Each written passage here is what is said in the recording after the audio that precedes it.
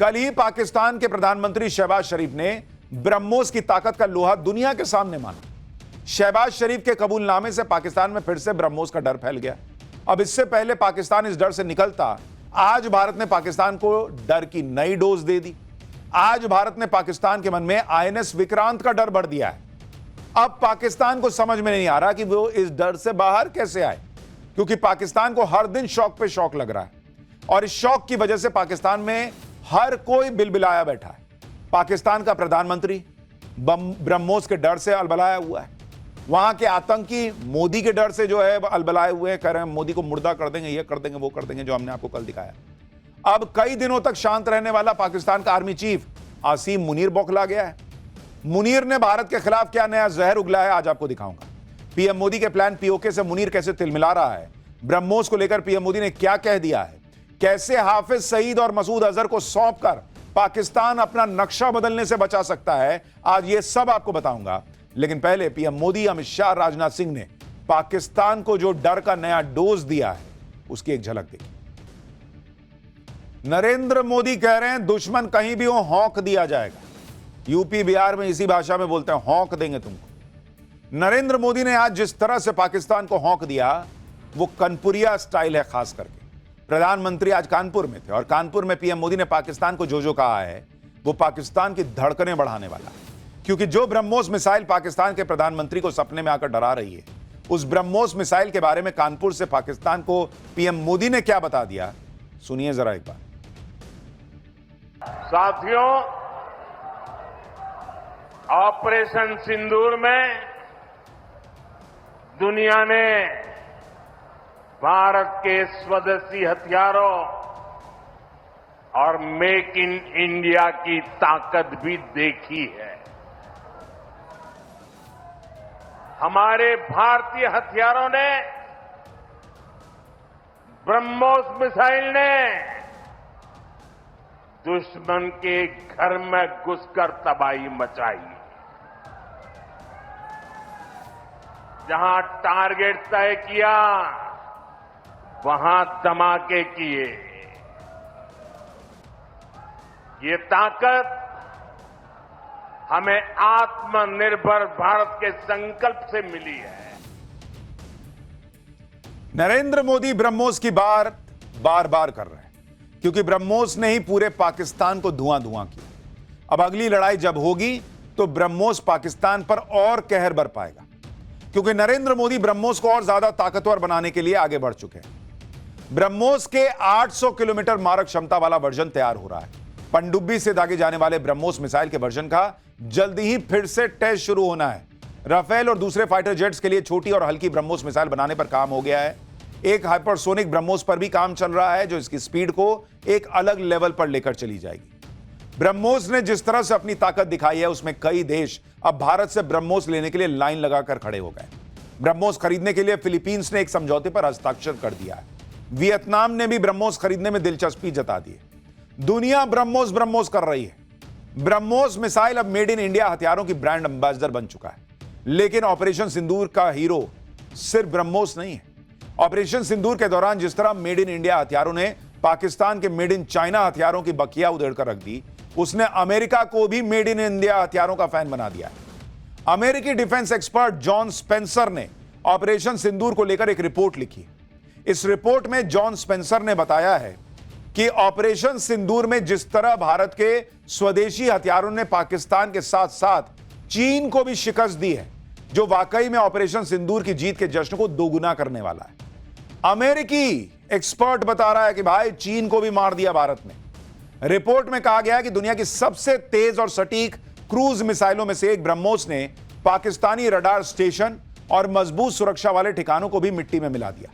DRDO और Bharat dynamics का बनाया आकाश मिसाइल और आकाश तीर सिस्टम जिस तरह हवा में ही दुश्मन के ड्रोन, मिसाइल और विमानों को तबाह कर दे रहा था, वो काबिले तारीफ था।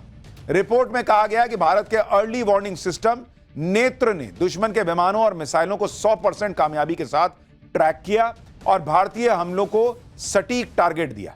रिपोर्ट में कहा गया कि भारत के D4S ड्रोन डिफेंस सिस्टम ने पाकिस्तान के चीनी ड्रोन्स को नाकाम कर डाला। इसी रिपोर्ट में बताया गया कि भारत के एंटी रेडिएशन मिसाइल रुद्रम ने पाकिस्तान के ग्राउंड बेस्ड रडार सिस्टम को बेअसर कर दिया और फिर भारत की मिसाइलों और फाइटर जेट्स ने मिनटों में पाकिस्तान की बैंड बजाकर रख दी। यह एक अमेरिकी अपनी रिपोर्ट में लिख रहा है, बड़े डिफेंस एक्सपर्ट अपनी रिपोर्ट में लिख रहे हैं। राहुल गांधी इसी में परेशान है कि भारत के कितने विमान गिरे। अरे दुनिया तारीफ कर रही है बॉस भारत की, लेकिन यहां के विपक्ष को पता नहीं क्या आग लगी रहती है कि कैसे मोदी का विरोध कर दे। पूरी दुनिया मान रही है कि भारत के हथियारों ने पाकिस्तान को धो डाला, चाइना को धो डाला। चाइना मुंह छुपाए फिर रहा है। खुद शहबाज शरीफ कह रहे हैं कि भारत ने फोड़ दिया हमको। फर्जी फील्ड मार्शल असीम मुनीर अभी भी हालांकि बाज नहीं आ रहा। असीम मुनीर कह रहा है कि पाकिस्तान कभी भी कश्मीर पर समझौता नहीं करेगा। वो ये भी कह रहा है कि पाकिस्तान सिंधु नदी के पानी पर भी कोई समझौता नहीं करेगा। मुनीर कह रहा है कि वो कभी भी भारत की सरपरस्ती स्वीकार नहीं करेगा। ऐसा लग रहा है कि असीम मुनीर पाकिस्तान को खत्म करा के मानेगा, क्योंकि पाकिस्तान जितना बिलबिलाएगा उतना ही वो नरेंद्र मोदी को मौका देगा कि नरेंद्र मोदी फिर से उसकी धुलाई करने का आदेश दे दे। वैसे भी नरेंद्र मोदी ने आज फिर पाकिस्तान को बता दिया कि ऑपरेशन सिंदूर खत्म नहीं हुआ है।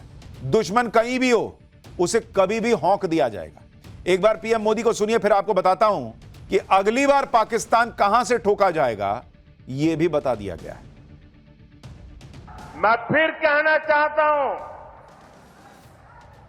ऑपरेशन सिंदूर के दौरान जो दुश्मन गिड़गिड़ा रहा था वो किसी धोखे में न रहे। ऑपरेशन सिंदूर अभी खत्म नहीं हुआ। पाकिस्तान का स्टेट और नॉन स्टेट एक्टर ये अब खेल चलने वाला नहीं है। अगर मैं सीधे सीधी कानपुरिया में कहूं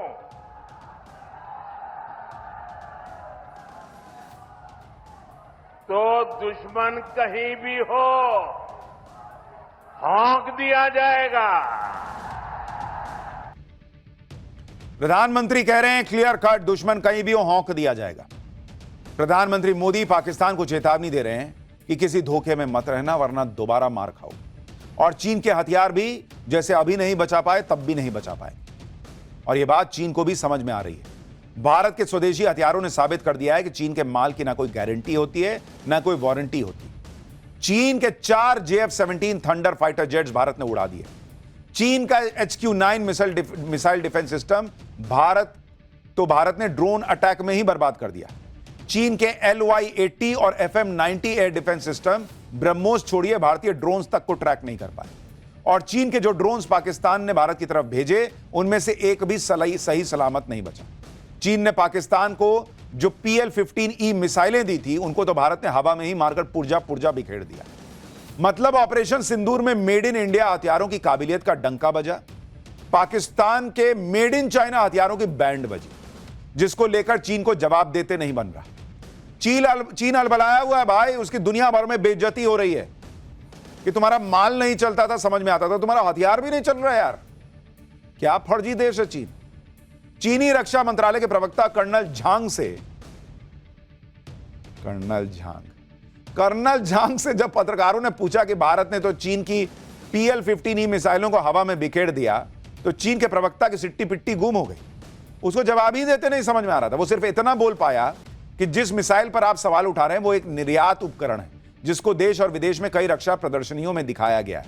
यानी चीन कह रहा है कि उसकी जिस मिसाइल को भारत ने मार गिराया उसने कई डिफेंस प्रदर्शनियों में अपनी ताकत दिखाई, लेकिन युद्ध के मैदान में भारत ने उसकी मिसाइल की धज्जियां उड़ा दी और चीन के हथियारों की पोल खुल गई। इसलिए अब चीन मुंह नहीं खोल पा रहा है। यही चीन की हैसियत है। चीन ने अपना रौला, अपना माहौल इतना बना रखा है कि दुनिया सोचती है बाप रे बाप चीन चीन चीन। उसकी औकात और हैसियत यही है जो भारत ने बना के छोड़ दी। भारत ने पाकिस्तान तो देखिए, पाकिस्तान तो नंगा देश है, उसको तो नंगा कर क्या और क्या नंगा कीजिए। चीन को भी नंगा कर दिया है इस बार। चीन और पाकिस्तान का भ्रम भारत के हथियारों ने तोड़ कर रख दिया, चकनाचूर कर दिया। चीन और पाकिस्तान दोनों सोचकर बैठ रहे थे कि भारत के हथियार क्या ही बिगाड़ पाएंगे, लेकिन भारत के हथियारों ने ऐसा काम कर दिया कि पूरी दुनिया इसे देखकर चौंक गई। और यह तो सिर्फ ट्रेलर था। भारत का असली रौद्र रूप तो अभी आना बाकी है। आर्मी और एयरफोर्स ने तो अपना काम कर दिया, लेकिन नेवी तो इस बार सिर्फ साइलेंटली ट्रेलर देख रहा था। नेवी ने साइलेंट रहकर ही पाकिस्तान की हालत खराब कर दी। आज रक्षा मंत्री राजनाथ सिंह ने आईएनएस विक्रांत पर खड़े होकर पाकिस्तान को नई टेंशन दे दी। रक्षा मंत्री ने कह दिया कि पाकिस्तान ने दोबारा कोई नापाक हरकत की तो इस बार ओपनिंग हमारी नेवी के हाथों से होगी। रक्षा मंत्री ने कहा कि पाकिस्तान अपनी खैर चाहता है तो हाफिज सईद और मसूद अजहर जैसे आतंकवादियों को तुरंत भारत के हवाले कर देना चाहिए, नहीं तो नेवी ऐसा मारेगी कि बचने का स्कोप नहीं है। सुनिए रक्षा मंत्री को। पाकिस्तान के हक में यही बात होगी कि वह अपनी जमीन पर चल रही आतंकवाद की नर्सरी को अपने हाथों से उखाड़ देंगे। इसकी शुरुआत उसे हाफिज सईद और मसूद अजहर जैसे आतंकवादियों को भारत के हाथों में सौंपने से करनी चाहिए, ताकि उनके साथ भी इंसाफ किया जा सके। उनके साथ का इंसाफ कैसा होना चाहिए यह मुझे बतलाने की जरूरत नहीं है। यानी भारत के रक्षा मंत्री ने क्लियर कर दिया है कि हाफिज सईद और मसूद अजहर को सौंपो तो हम सोचेंगे कि तुमको छोड़ना है, कम मारना है, क्या करना है। आईएनएस विक्रांत से पाकिस्तान को चेतावनी देने के पीछे भी एक खास वजह है। गोवा तट के नजदीक अरब सागर में तैनात आईएनएस विक्रांत किसी भी समय पाकिस्तानी नौसेना के छक्के छुड़ा सकता है। कराची से लेकर ग्वादर बंदरगाह तक पाकिस्तान को तबाह कर सकता है। 1971 में आईएनएस विक्रांत ने पाकिस्तान के 2 टुकड़े करने में बड़ी भूमिका निभाई थी। तब पाकिस्तान ने अपनी सबमरीन पीएनएस गाजी को आईएनएस विक्रांत को खत्म करने के लिए भेजा था, लेकिन आईएनएस विक्रांत ने समंदर में ही पाकिस्तान की गाजी की समाधि बना दी थी। आईएनएस विक्रांत सिर्फ एक जहाज नहीं बल्कि अपने आप में एक तैरता हुआ पूरा युद्ध क्षेत्र है। इसमें 2400 कमरे हैं, जिनमें लगभग 1600 नौसैनिकों की रहने की व्यवस्था है। यह अपने ऊपर 40 फाइटर जेट्स को लेकर चल सकता है और इसकी स्ट्राइक फोर्स रेंज 1500 किलोमीटर की। इस पर 64 बराक मिसाइलें लगी हुई हैं। इसके अलावा आईएनएस विक्रांत ब्रह्मोस मिसाइलों से भी लैस है। इसलिए आज रक्षा मंत्री राजनाथ सिंह ने कहा कि पाकिस्तान को शुक्र मनाना चाहिए कि ऑपरेशन सिंदूर में नौसेना को अपनी ताकत दिखाने की जरूरत नहीं पड़ी। सुनिए एक बार रक्षा मंत्री। साथियों, हमारी फोर्सेस की फॉरवर्ड डिप्लॉयमेंट के साथ साथ विक्रांत कैरियर बैटल ग्रुप की फोर्स प्रोजेक्शन ने भी हमारे इरादे और क्षमता का प्रभावी संकेत दिया है। आपकी इस मजबूत तैयारी ने दुश्मन के हौसले को पहले ही पस्त कर दिया। पाकिस्तान के लिए आपकी तैयारी मात्र ही बहुत थी, आपको तो एक्शन की जरूरत ही नहीं पड़ी। आपकी तैयारी से ही दुश्मन सत्ते में आ गया। रक्षा मंत्री ने भी आज पाकिस्तान को हौंक दिया। उधर गृह मंत्री अमित शाह आज जम्मू कश्मीर पहुंच गए। ऑपरेशन सिंदूर के बाद यह उनका पहला जम्मू कश्मीर दौरा था। यहां पर अमित शाह ने पाकिस्तानी गोलाबारी का शिकार हुए परिवारों से मुलाकात की और पाकिस्तान को मुंहतोड़ जवाब देने वाले बीएसएफ के जवानों से भी मिले। अमित शाह ने कहा कि बीएसएफ ने पाकिस्तान को जो झटका दिया है उसकी भरपाई करने में पाकिस्तान को बरसों लग जाएंगे। एक बार अमित शाह को भी सुनिए। ऑपरेशन सिंदूर के घटनाक्रम में अपनी परंपराओं को बनाए हुए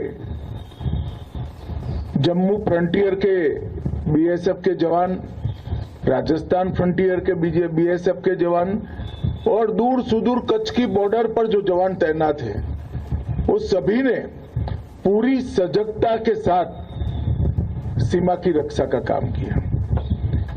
जब पाकिस्तान ने हमारे आतंकवादियों के अड्डे पर किए हुए हमले का जवाब में हमारी सीमा और हमारे नागरिक रिहायशी इलाकों में हमला किया, तब जम्मू फ्रंटियर अकेले में लगभग 118 से ज्यादा पाकिस्तान की पोस्टों को तबाह और नुकसान पहुंचाने का काम हमारे बीएसएफ के जवानों ने किया।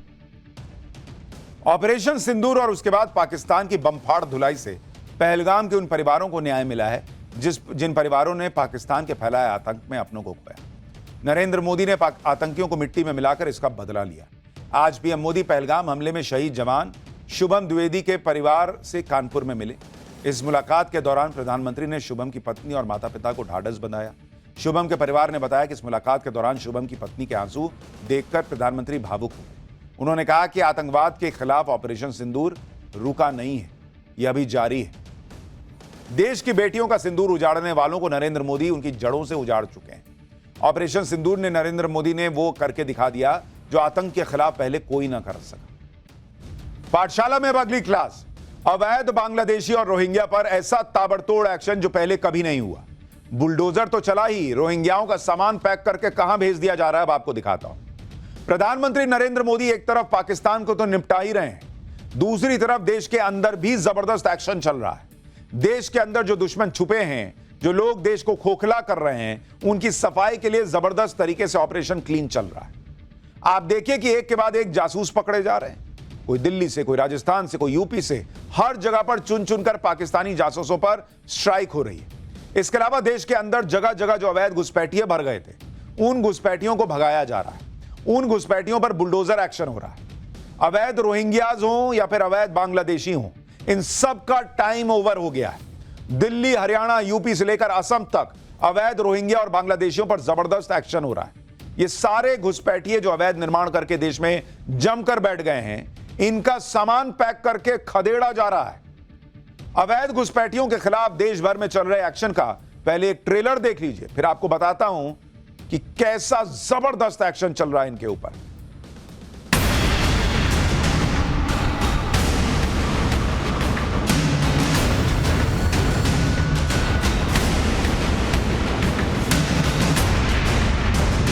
बहुत सालों से रह रहे, हमारे ससुर यहाँ खत्म हो गए, हमारे पिताजी यहीं मर गए, हमारे दादा भी मर गए यहीं, और हम भी 40-42 साल की उम्र हो गई।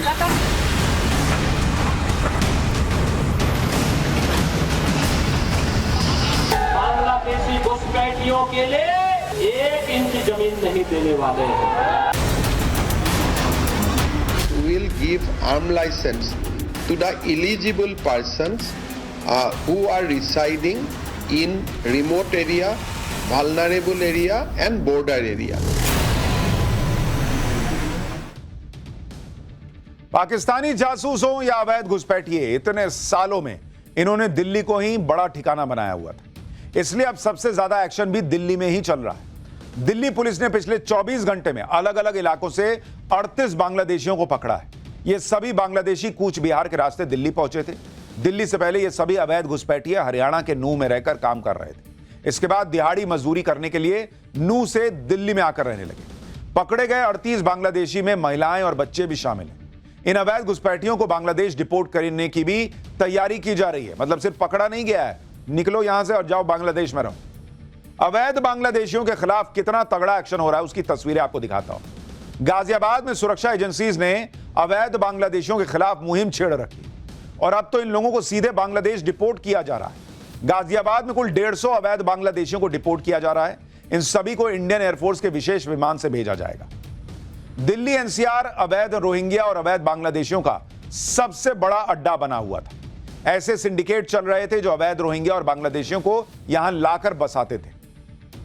पिछले 6 महीनों में दिल्ली पुलिस ने कई ऐसे सिंडिकेट्स का भंडाफोड़ किया है जो बांग्लादेशियों को अवैध तरीके से देश में घुसाने से लेकर उन्हें राजधानी तक पहुंचाने और उनके फर्जी दस्तावेज बनाने में मदद करते थे। यही नहीं, जांच में यह भी पता चला है कि यह सिंडिकेट इन अवैध बांग्लादेशियों को नौकरी दिलाने तक में मदद करता था। दिल्ली पुलिस के आंकड़ों के मुताबिक पिछले 6 महीनों में दिल्ली से 800 से ज्यादा अवैध बांग्लादेशियों को बांग्लादेश डिपोर्ट किया जा चुका है, जबकि 500 से ज्यादा अवैध बांग्लादेशियों की पहचान करके उन्हें डिपोर्ट करने की प्रक्रिया शुरू हो चुकी है।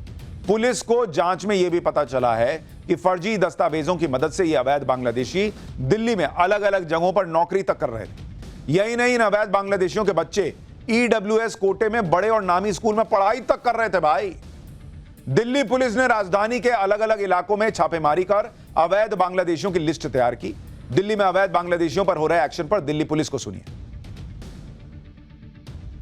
इनमें जिन लोगों के पास कुछ के कागज मिले हैं उनमें आधार कार्ड मोस्टली मिले हैं और वहाँ के बांग्लादेश के भी इनके पास डॉक्यूमेंट मिले हैं, चाहे वो व्हाट्सएप पे, फ़ोन में या कहीं भी उनको डॉक्यूमेंट वहाँ के मिले, जिससे हमने उनको उस वहाँ से जोड़ा है और उनकी एफआरआर की मदद से डिपोर्टेशन की कार्रवाई कर रहे हैं। अवैध बांग्लादेशियों को सिर्फ डिपोर्ट ही नहीं किया जा रहा, बल्कि उनके ठिकानों पर बुलडोजर भी चल रहा है। दिल्ली में अवैध बांग्लादेशियों के ठिकानों पर छापेमारी चल रही है, बुलडोजर एक्शन हो रहा है। ये तस्वीरें दिल्ली के तैमूर नगर इलाके की हैं, जहां कुछ दिनों पहले तैमूर नगर नाले के किनारे बनी 100 से ज्यादा अवैध इमारतों को मिट्टी में मिला दिया गया। यानी ताबड़तोड़ एक्शन चल रहा है। लोग पाकिस्तान में बिजी हैं, यहां अंदर ही अंदर रोहिंग्या और बांग्लादेशियों का सफाया भी हो रहा है। हरियाणा में भी ऐसा ही ऑपरेशन चल रहा है। हरियाणा के पलवल में 47 बांग्लादेशियों ने खुद ही सरेंडर कर दिया। ये लोग पिछले 10 साल से रह रहे थे, ईंट भट्टों पर मजदूरी कर रहे थे। सरेंडर करने वाले बांग्लादेशियों ने जो खुलासे किए हैं वो बेहद चौंकाने वाले हैं। इन लोगों ने भारत बांग्लादेश बॉर्डर पर दलालों के जरिए घुसपैठ की थी। भारतीय सीमा में दाखिल होने के लिए इन्होंने दलालों को 5 से 10 हजार रुपए तक की पेमेंट की थी। पिछले 10 सालों से ये लोग राजस्थान और हरियाणा में ठिकाने बदल बदल कर रह रहे थे। लेकिन जब पहलगाम हमले के बाद सरकार ने अवैध घुसपैठियों के खिलाफ ऑपरेशन क्लीन शुरू किया तो इन लोगों को काम मिलना बंद हो गया। फिर मजबूरी में इन्हें पुलिस के सामने सरेंडर करना पड़ा। सुनिए ये लोग खुद क्या बता रहे हैं। ईंट भट्टे पे ईंट थाप रहे थे। कितने लोग हैं आपके साथ? हमारे साथ तो बहुत लोग था, लेकिन सब लोग गया है, बस हम ही है और हम एक परिवार में है। यहाँ पलवल कैसे पहुँचे हरियाणा के? गाड़ी वो बाबूजी ने निकाल दिया था भट्टे से, फिर अब हम यहाँ आया था काम करने के लिए। तो ये लोग कह रहा था हम बांग्लादेशी हो, तुम यहाँ से चला जाओ। इधर ऐसे आया थे, ये फतेहपुर में आया थे। वहाँ पर क्या काम करते हैं? काम ही नहीं मिला था, बरसात हो गया। 12 साल से भारत में कहाँ रहे आप? हम हरियाणा और राजस्थान, बस 2 राज्यों में रहे। यहाँ क्या काम किया? ईंट भट्टा में ईंट फताई। ईंट भट्टा? हाँ, मालिक है ना, वो डर रहे थे, बोले आप बांग्लादेशी हो, निकल जाओ। फिर हम लोग इधर आए, सारा 2-4 भट्टे में घूमे, रहने नहीं दिया, फिर हम सिलेंडर करने आए। जो दलाल था उसको कितना पैसा दिया था? दोनों लोग अलग अलग है, सबसे कोई 5,000 लेता था, कोई 10,000, कोई 3,000 4,000 ऐसे बंदा देख के। यहाँ तो कोई खर्चा वर्चा नहीं मिला, फिलहाल तो खाने का भी पैसा नहीं है। जब भी हम लोग सिलेंडर करने हैं, कोई उपाय नहीं है हमारे पास। वापिस बंगाल जाना चाहते? वापिस बंगाल जाना चाहते बस। यूपी में भी सीएम योगी ने घुसपैठियों को यूपी खाली करने को कह दिया है। यह फरमान जारी हो चुका है, जिसके बाद यूपी के शहर के अलग अलग शहरों में बसे रोहिंग्या और अवैध बांग्लादेशियों में हड़कंप मच गया, क्योंकि नकली वोटर कार्ड, नकली आधार कार्ड बनाकर रहने वाले अवैध बांग्लादेशी जान चुके हैं कि अब उनको यूपी ही नहीं बल्कि देश से बाहर का रास्ता दिखाया जाएगा। यूपी में ऑपरेशन क्लीन का असर आज बरेली में नजर आया, जहां डिपोर्ट होने से बचने के लिए लोग कई पीढ़ियों से यहां बसने की दलीलें देते सुनाई दी। सुनिए जरा। बहुत सालों से रह रहे, हमारे ससुर यहाँ खत्म हो गए, बहुत हमारे बूढ़े वाले थे वो भी यहाँ खत्म हो गए। हमारे पिताजी यहीं मर गए, हमारे दादा भी मर गए यहीं, और हम भी 40-42 साल की उम्र हो गई। इनके पिताजी मर गए, इनके दादाजी मर गए, आपको यहां मरने नहीं देंगे। आप अपनी जमीन बांग्लादेश में जाकर मरिए। बरेली तो सिर्फ शुरुआत है। अवैध बांग्लादेशियों के खिलाफ ऐसा ही ऑपरेशन पूरे यूपी में चलाने की तैयारी हो चुकी है। कहा जा रहा है कि अकेले लखनऊ में ही 50,000 बांग्लादेशी घुसपैठिए रह रहे हैं। प्रयागराज में इनकी संख्या 30,000 के पार है। वाराणसी में 15,000 अवैध घुसपैठिए रह रहे हैं, जबकि कानपुर में इनकी संख्या 45,000 के पार बताई जा रही है। यूपी में अगर सीएम योगी ने तय कर लिया है तो समझो बांग्लादेशी और रोहिंग्या यूपी से भागते हुए नजर आएंगे। अवैध घुसपैठियों पर सबसे जबरदस्त एक्शन तो गुजरात में चल रहा है। गुजरात में अवैध बांग्लादेशियों पर हुई स्ट्राइक की तस्वीर पिछले दिनों पूरी दुनिया देख चुकी है, जहां बांग्लादेशी घुसपैठियों का 1,000 से ज्यादा अवैध उनके घरों को मिट्टी में मिला दिया गया। बचे हुए घरों को मिट्टी में मिलाने का अभियान आगे भी जारी रहने वाला है। अवैध घुसपैठियों की सफाई करना जरूरी भी है, क्योंकि इसकी वजह से देश में कई जगह पर डेमोग्राफिक चेंज हो रहे हैं। जैसे असम को ही ले लीजिए, राज्य में अवैध घुसपैठ की वजह से डेमोग्राफी में आए बदलाव को आज हिमंता बिस्वा शर्मा सरकार बहुत गंभीर समस्या मान रही है, और इसलिए बॉर्डर के इलाकों के मूल निवासियों को हथियार का लाइसेंस देने का ऐलान कर दिया है। दरअसल असम के सीएम हिमंता बिस्वा शर्मा लगातार दावा करते रहे हैं कि असम में देश की आजादी के वक्त मुसलमानों की संख्या राज्य की कुल आबादी का 14% थी, लेकिन आज असम में मुसलमानों की आबादी कुल आबादी का 40% हो चुकी है, और उनके हिसाब से यह संख्या जो देश के मुसलमान हैं उनकी वजह से नहीं बढ़ रही, बल्कि अवैध घुसपैठिए आ रहे हैं उनकी वजह से ज्यादा बढ़ रही है। सुनिए असम के मुख्यमंत्री हिमंता बिस्वा शर्मा ने क्या कहा है। Today we have decided that we will give arm license to the eligible persons who are residing in remote area, vulnerable area and border area, and we will encourage our original inhabitants and indigenous Indian citizen to apply and take arms license as per the eligibility provided in the Indian Arms Act. सोचिए border के इलाकों में कितने, इस घुसपैठ से कितनी समस्या बढ़ गई है, संकट बढ़ गया है कि असम के मुख्यमंत्री कह रहे हैं कि भाई वहां लोगों को लाइसेंस, जो एलिजिबल होंगे उनको हथियार रखने का लाइसेंस देंगे।